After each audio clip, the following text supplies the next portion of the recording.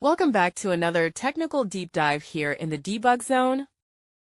Today we're tackling a big question and breaking it down with insights from other users.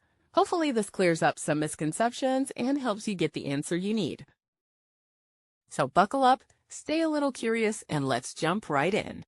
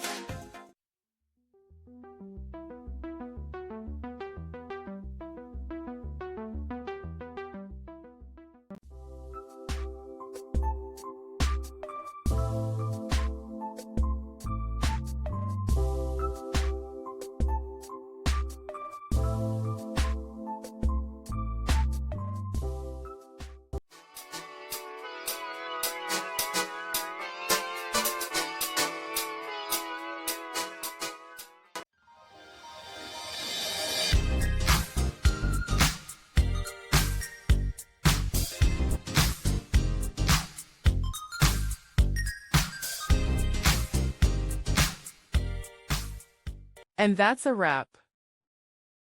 I hope you found the answer you were looking for. If you did, take a second to hit that subscribe button. It really helps out. And let me know in the comments which solution worked best for you. See you next time in the debug zone.